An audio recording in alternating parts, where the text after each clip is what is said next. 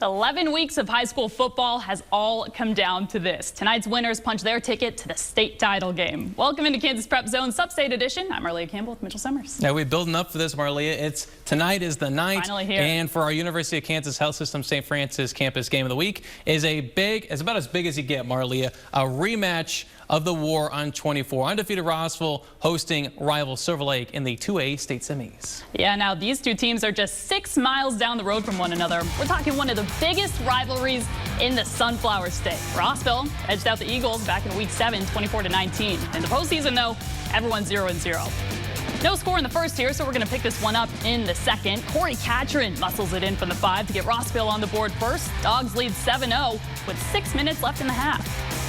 Tory Horrock here, he's going to add another, calling his own number to take it in from the 15. Rossville jumps out to a 15-0 lead heading into the locker room. Really happy to see Tory back in action. And looking great so far. 1 touchdown on the night. He's going to add another. Dogs here add another in the 3rd. Into the 4th now. Horrock again from 10 yards out. 29-0 Rossville. Catron here tacks on 1 more. That's his 3rd of the night. Silver Lake is going to avoid the shutout here with this one. It's Dagan Kruger firing 21 yards to Cameron Kniper with 40 seconds to go. But the defending 2A state champs, they are back in the state title game. 36-8 is your final. Let's go to Joe Hennessy live at Rossville with more on this one. Joe. Aaliyah, Mitch, yes, a slow start as you said right there, but then the Dogs, they started to play like some dogs, both offensively and on the defensive side of the ball. Tory Horrock is a game changer. He is very shifty, but he's not afraid to run you over. He ended the night with 138 yards on the ground, and his star running back, Corey Catron, as you saw, had a couple scores, ended with 178. Now, for Silver Lake, they just couldn't get that big play. They were able to get some short passes and crossing routes, but just missed out on that big play game plan for them tonight. Gannon Reamer, though, had a very great game. 8 catches for 84 yards, but just not enough tonight. Spoke with head coach Derek Hamas about this big rivalry win. It's always a big football game, I'm not going to lie to you, but we really try to, approach things the same through our preparation, and we did that again this week, and it was a team win because it took all of us to get ready to play well tonight. I'm celebrating with the hardware right there. The Dogs now 2-0 over Silver Lake on the season. The Eagles, they end the year at 9-3. The Dogs move on to the state championship in hopes of repeating as 2A state champs against Beloit next week in Salina. Marlia, Mitch. Should be a good one, and congratulations to Silver Lake on a great year. Absolutely. Everyone around should feel proud of the way they put up seasons. Whether or not you made it tonight or not, whatever. It was a great year. Absolutely. Speaking of a great year, so far, Holton has been perfect all year long. The 11-0 Wildcats need 1 more to reach the 3A state title game. Absolutely. They're taking on 9-2 Frontenac on the road tonight. After a scoreless first quarter, Holton, they're going to strike blood. Garrison Booth. Look at him taking this carry. You think he might be going down, but no, he's just going to keep on fighting. He's going to punch that one in for the touchdown. Wildcats take a 7-0 lead. It was 7-6 at halftime, but then the 3rd quarter happened. Here's Mario McGeeney got involved. McGeeney takes it the reverse there, cruises in for the 17-yard score. Raiders have their first lead, 12-7. More from him later on in the 3rd. Colin McCarthy gets it out to McGeeney, and it's just a foot race. Look at him go. He's got some speed down the field for a 68-yard score. That'll make it 18-7 Raiders, and Frontenac will run away with this one. They're taking home the trophy. They take this one 32-13 and will play undefeated Andale in the championship game. Holton ends a spectacular season at 11-1. Up next, it's Centralia hosting unbeaten Olpe in the sub-state championship game here. Olpe, the defending 1A state champs. We're going to pick this one up 3rd and long in the end zone on the Eagles' first drive. Damon Redeker breaks several tackles here. He's going to get the first down. And get off of me! Will lead to this. Derek Holting finds the end zone to put the Eagles on the board first. Axtell up 7-0. Same score here with a minute left in the half. Olpe again near the goal line this time. Centralia's Cole Matson comes up with a big-time sack. Look at the defense there. Now the Eagles on 3rd and 19 here. Redeker is going to throw it up into the end zone. And guess who's there? It's Blake Skalski hauling in the score. Olpe wins 28-6. The defending 1A state champs are headed back to the title game on a 25-game win streak. They'll play undefeated Inman next week at Fort Hays State. Congrats to Centralia on a great season. Now an 8-player Division II, Axtell cruised to a 46-0 win over Thunder Ridge tonight. The Eagles are on to the state championship game in Newton next weekend. Waiting for them there will be Wheatland Grinnell. They took down Victoria tonight 42-30. And we bring you all of the on-field action throughout the season here on Kansas Prep Zone. But this weekend is also for the loud yet sometimes looked over heroes of the game. Dance squads from all over the Sunflower State met today at the Stormont Vale Event Center to see who brings the most to game days. One Shawnee Heights cheerleader who will compete in tomorrow's cheer showcase reminds us of how much effort it takes.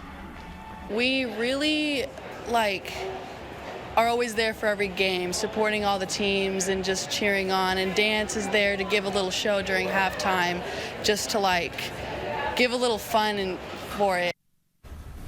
Among Northeast Kansas schools placing in the contest today, Washburn Rural. They took home the top spot for 6A. Congratulations to the Junior Blues. Seaman placed 5th in the 4 to 5A division, and Council Grove earned 2nd in the 3A and below, while Rossville and Silver Lake, they 3rd and 4th, respectively. Congratulations to all of our dance teams. We look forward to the game day cheer showcase. That's tomorrow. Good luck to everyone competing. Absolutely. Now, after the break, Emporia State Soccer and Washburn Volleyball competed in postseason action. Plus, we'll find out who made our play of the night.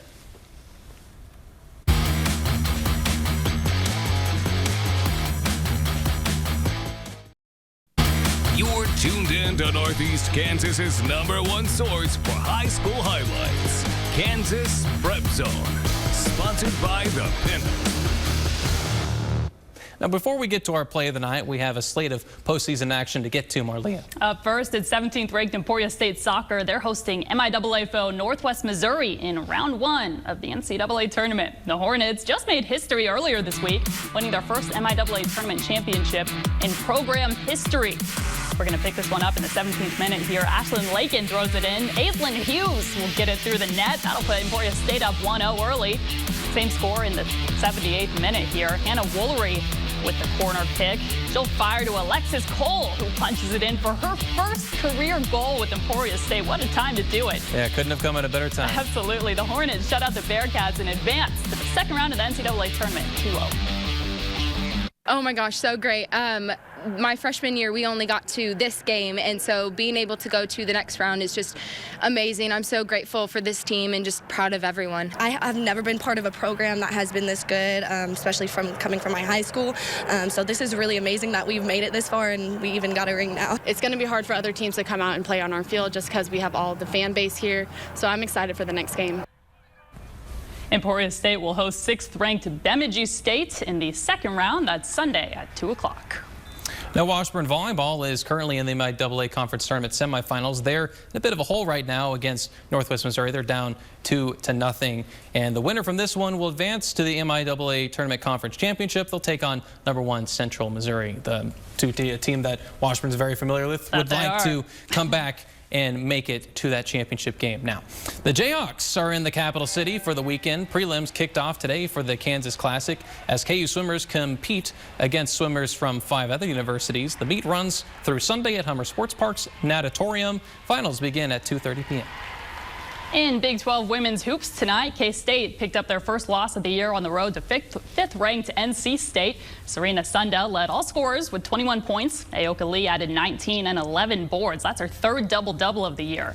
The 4-1 Cats are back in action Tuesday night at home, hosting Abilene Christian. A team I used to cover, ACU. Love to see it. We have a big day of college football on the way tomorrow. Up first, KU looks to build off of a stunner win at Texas last week. You might remember that one, 2-point conversion to win it in overtime over Texas. KU is taking on TCU in their road finale tomorrow at 3 o'clock. Then at 4:30, it's number 11 Baylor hosting the Red Hot Wildcats. K-State has won 4 in a row. They're looking to make it 5 on Senior Day. But first, Washburn kicks off in their first D2 playoffs appearance in a decade. The number 24 Bonds will play at 7th ranked Harding at 1 o'clock tomorrow night for highlights from all the action. Now, we are almost out of time here on KPZ, but before we go, it's time for our final Friday night play of the night of 2021. Absolutely. We saw this one earlier at the Rossville Silver Lake game. Just a beautiful game. And this one, you might be looking at it thinking like, oh, that's not the craziest play that we've ever shown, but it's more the story behind it of Torrey Horrock. You know, he was a guy earlier on in the year against Silver Lake, actually, that first game where he injured his shoulder. And you're thinking, hey, we might not be seeing one of the most special athletes that we've ever seen suit up and play high school football ball around here. We might not be seeing that guy ever again. And here he is this moment, coming back in the playoffs, starting at quarterback, helping to lead his team back to the state championship game. You can't help but feel great for a guy like this and Torrey Horrock, who's we thought he was done. Here he is having his moment, helping his team back to the state championship. What a comeback. That's toughness. Yeah, and we're going to get to see him one more time, a special player on a special team. We'll see him next week. Finally tonight, Joe Hennessy, as you know, picks a fan of the week every Friday from our game of the week. Tonight, it's Rossville senior Sam Twombly. He's in the middle there with the light gray hat. Are you sure? I'm seeing a lot of camo. I don't see anyone. Yeah, I know. Who is in that picture? Joe said Sam was cheering all game long. He cheered for the cheerleaders. He was even doing jumping jacks after each touchdown. And as we know, that was a lot of jumping jacks as the Dogs cruise past Silver Lake to lock in a spot in next week's 2A state championship game. That's all for us here on Kansas Prep Zone. State championships kick off next Saturday. I'm Arlia Campbell with Mitchell Summers. Have a great night.